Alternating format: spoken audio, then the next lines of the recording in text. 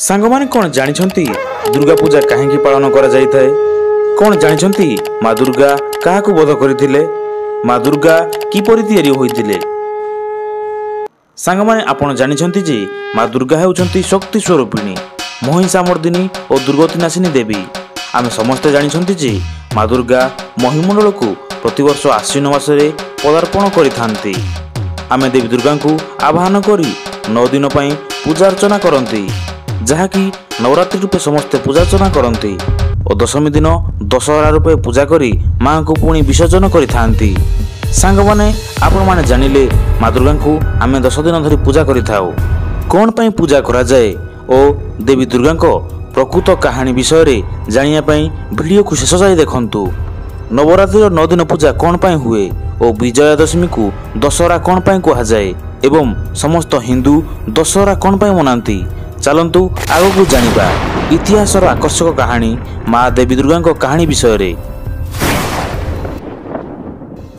महिषासुर नाम गोटे राक्षस थिला, जहाकू महिषी दानव मध्य कहा जाए, कहीं से देखा महिषी परी। महिषासुर अमर और राक्षस राज्य रे बलवान हेया पई बहुत घोर तपस्या करी भगवान ब्रह्मा को प्रसन्न करिला।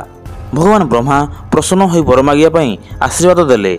महिषासुर नतमस्तक होई भगवान को प्रणाम करी कहिला कि मते एही शक्ति दियंतु कि मु जेमिति कौनसी देवता कि राक्षस द्वारा न मरी पारे। भगवान ब्रह्मा ता भक्ति रे प्रसन्न होई मागिथिया वर उपरे तथास्तु कहिले।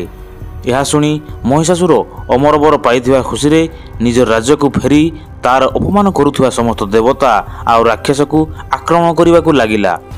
देवता मानक आक्रमण देखी इंद्रदेव युद्ध करिया पई धଳାहस्ती उपरे बसी आसी युद्धस्थल पहुंची गले।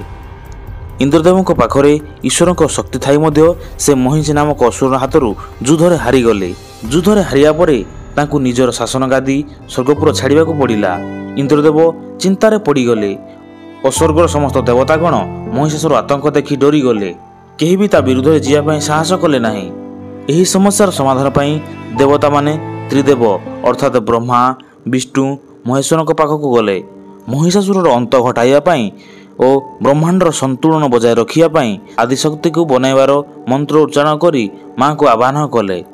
भगवान विष्णु निजर सुदर्शन चक्र को देवी दुर्गा को देले और ब्रह्मा निजर कमंडल को देले आ भगवान शिव निजर त्रिशूल देले। माँ दुर्गा पाखरे त्रिदेव को दि जाइथिबा दिव्य अस्त्र शस्त्र महिषासुर विनाश निमंते एकाठी कले।